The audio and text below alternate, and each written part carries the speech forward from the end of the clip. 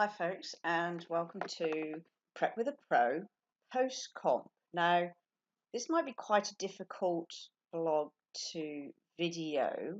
I know a lot of you finished up competing last week, and some of you could be going through this. I've got quite a lot to go through, and some of you could be experiencing some of this as well. And those of you who've already finished could also be experiencing some of this as well. In my opinion, post competition is harder than actually comp prep because in many ways because the whole of your prep you're super disciplined, you're focused, and you're focused on a single point in time, and then you have this amazing day that's exciting, it's intense, it's full on, it's crazy, it's fun, it's exhilarating, that you get thousands of Facebook comments and likes and oh my god you're amazing and stuff like that, and then all of a sudden it stops. It just stops. And a lot of people kind of get it's a very bewildering kind of space to be in, because you go, well, you find yourself wondering, well, what's next? You've been so super focused and disciplined for such a long time that all of a sudden there's this massive void in your life. And a lot of people, this is where a lot of people sort of kind of fall over, and they resort to sort of comfort eating and emotional eating, and then consequently blow out, and your body's rebounding anyway from your prep, and from the calorie restrictions of your prep. Your body's rebounding, your hormones are rebounding. It's a very emotional space to be in. You've gone from this massive high to all of a sudden a screeching reality check. All of a sudden you've got to go back to work, and there's nothing to look forward to. So you start looking. I think a lot of people kind of start looking around at their life and going, well, what's it all about?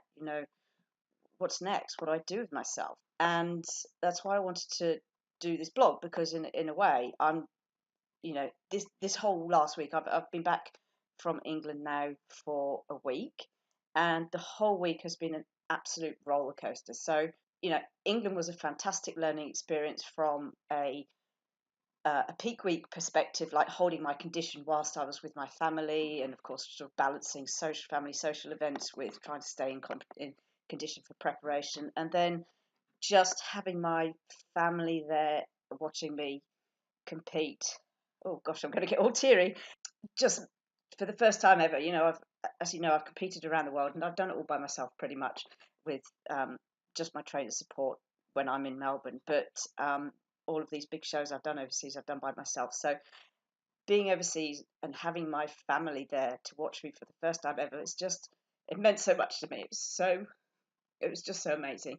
And that was the main aim of me going to England. And from that perspective, it was a huge success. It really was truly phenomenal. I got to spend. My dad's had cancer this year. It's been very, very tough 6 months with my dad, and I really didn't know if he was going to be able to come and see me. And it turns out that he was. Fortunately, he was. So it just meant a huge amount. I got to spend time with my parents and my mum, and just see how they're going. So from that perspective, it was a phenomenal time. Now, although I did win my first show, the second show I didn't place, and in many respects that was a huge disappointment to me.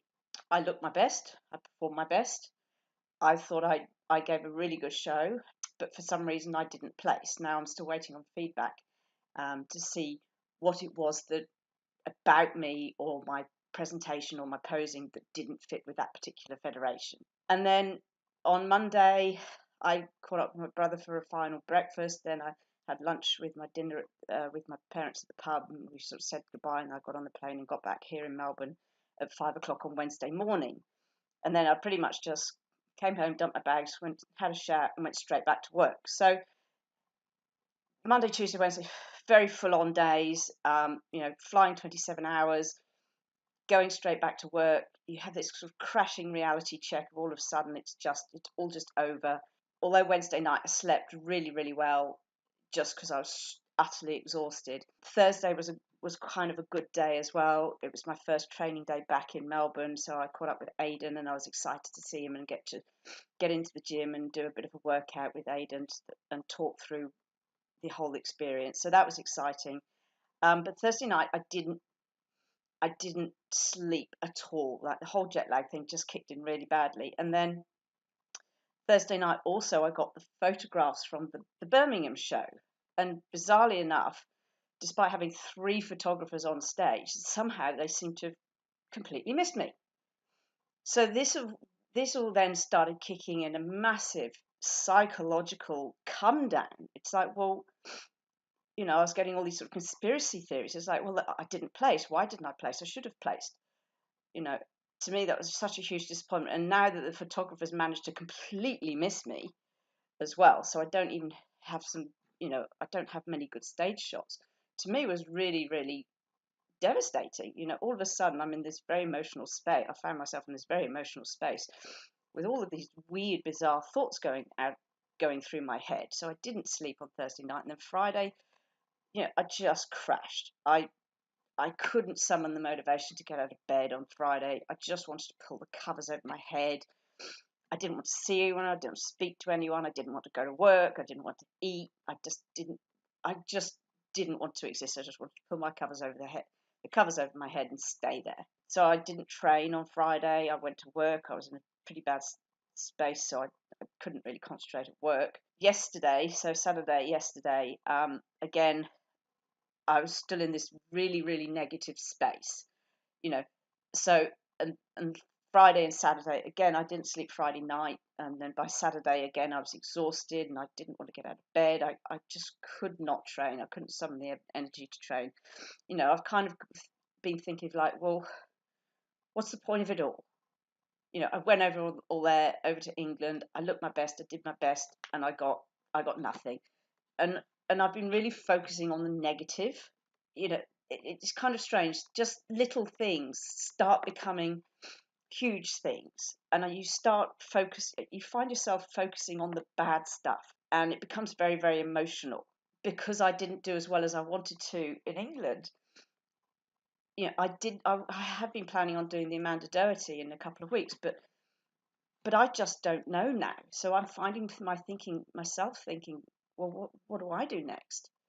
I had these big plans for this year, and all of a sudden, it just kind of feels all a bit. Well, what's the point? You know, I know I don't do well in non-natural federations. This was a non-natural federation in England. So what's the point? Why am I putting myself out there? And I'm really struggling at the moment with a sense of why. Why am I doing all this? For what purpose? And today's been better, but yesterday I was in a bit of a very negative space, and like I say, I've been focusing on all the bad things. So I was looking through my photographs and going, well, my skin looked awful. I didn't look as good. I was just finding bad things, and you can probably see my screen here.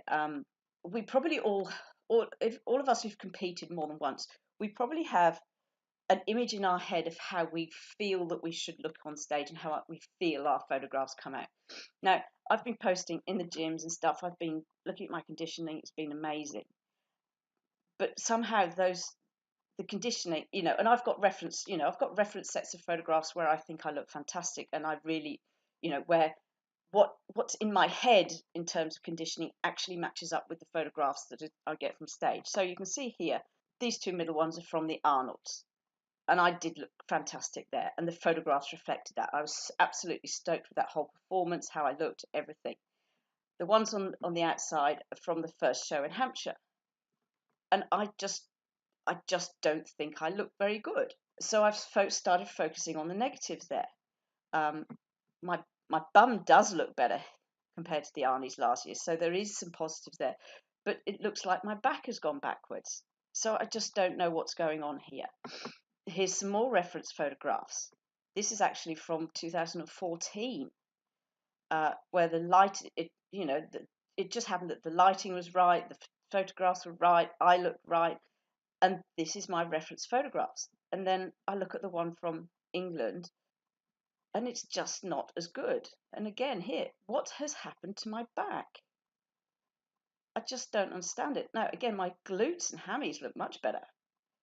But what has happened to my back? And I'm looking at these photos going, have I actually gone backwards? And this is what I mean by in the national show last week.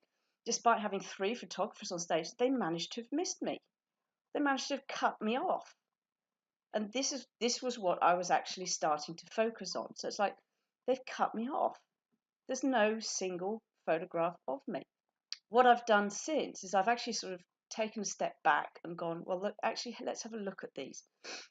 I'd actually got feathering on my VMO for the first time ever there. So my condition was actually as good as I thought it was. I mean, look at the separation there in my legs. It's phenomenal. I've actually got separation there in my biceps, which I don't usually have. My back has come up well, certainly in comparison to that. And this is why I was so disappointed. Like, this girl got made top 6, and she's just smooth. So this is partly why I was so disappointed, and this is why I need feedback. But the definition in my legs, I was absolutely thrilled at, and that's definitely an improvement there. My bum just looks really good there. My back actually looked quite good there. So when you're in this space, and it is a very emotional space, and I'll get to eating in a second, I feel that it's important to take a step back. So I did. I saw the photographs. I reacted really badly initially, so I've just put them away until today, until I can actually bring some sort of objectivity and rationality to it. So today I've looked at them again, and I'm beginning to start to focus on the positives, and I think that's important. If you find yourself in this really bad headspace, is to take a step back, leave it for a couple of days, and then come back to it and find something that's positive on it. Where have you made improvements on your last show? And then start to go from there. Now, I'll just touch on eating. On my competition day, you have competition stuff, and I had a lovely meal afterwards. But for most of the rest of the week, actually, when I was at work, I kept my eating relatively good. So I pretty much went straight back onto my prep diet with just a little bit extra food. But Friday, and certainly yesterday, when I sort of kind of fell into the hole, yesterday I started sort of eating more emotionally, and today I've deliberately allowed myself to eat from an emotional space rather than a rational space. I've basically allowed myself, given myself permission to have this last week as a readjustment before I really sort of get back on track tomorrow or Monday, just to make sure that I can hold condition. I need to sit down with Aidan, my trainer, and we really need to go through everything. He's seen the photos by now, hopefully, and we'll come up with a plan as to what's next. So until we've done that, I really don't want to lose my condition. So I'm going to go straight back, having had a week off. Today I've allowed myself to eat emotionally, and yes, there's been sticky, sweet, gooey stuff and cakes, and ice cream. Tomorrow I'll go straight back onto my diet so I don't lose my condition, and I'll flip back into that disciplined state. Okay, so, and I think this is a lesson when you're in this kind of hole, this sort of post-comp weirdness, because it is just weird. Your hormones might be rebounding, your emotions are all over the place. When you find yourself in this kind of state, I think it's important to try and find some positives, and B, not to worry about things you can't control and stay off the scales. So what do I mean by things that you can control? In order to avoid blowing out, you can certainly control your eating, and you can certainly control your training. So post comp, in order to try and mitigate any sort of blowouts and stuff, I thoroughly recommend that you stick to your training, keep your training high, don't stop training. Okay, so while you're rebounding, keep the training volume up and stick as closely as you can to your competition diet. Obviously not full competition diet, because you've got to rehab, gently back into a healthy state. But at least if you focus about 80% of your time, if you do what you did on your comp prep, that still leaves you plenty of wriggle room for the odd emotional or sort of treat kind of food. But in order to avoid blowing out, it's important that you control your diet still. So this can be why post-comp is also hard, because you still, in order to avoid the blowouts, you do need to keep this control, even when there's nothing to aim for. which is why it's harder, so that you can rehab safely back into a healthy state. And like I say, please stay off the scales because they'll just mess with your head even more. I think that's really all I wanted to say. Yeah, I need to for myself. I need to get myself back into a much more objective space. I need to find. I need to find my purpose again. This last week, I've really kind of really knocked me off my feet, my perch a little bit.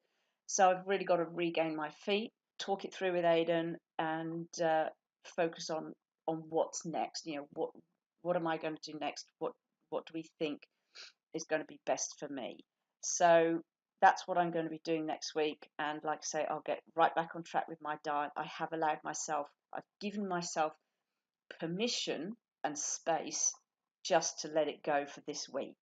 And I think that's actually quite important as well from a mental perspective is to give yourself a permission, a time boxed space where you can just let it go before you get right back on track. So anyway, so I just wanted to do that little post, even though some of you are probably going through the same kind of stuff right now. I understand it if you are, and if you are going through that and you just want to message me, have a chat about it, please do. It's not a pleasant space to be. Post comp can be very, very weird. And I usually find that it takes the first 4 weeks are usually the worst. But then between, while your hormones and your emotions are rebalancing, 4 to 6 weeks it kind of eases off a bit, and 6 to 8 weeks is when you really start to feel a bit more yourself, a bit more in control, a bit more relaxed about things, and you know where you're going and what's happening next. So, look, if you are in this post comp space, I'm more than happy to chat to you. Please message me. It'll probably take about 6 to 8 weeks, depending on how strict your prep was. You're not alone. I think we always think that we're alone when we're going through this, but you're not. So just reach out to people and ask for help, because we do understand, people do understand, and they're always there to help you. Okay, so I just wanted to do that and show you that even though even though I've been in this game a lot longer than some of you, we're not immune to this post comp weirdness, and it can hit you. It can hit anyone at any time, and it's just a matter of how you deal with it, recognizing that it does get better. All right, so I hope that's helped. I will talk to you at some point soon. Okay, take care.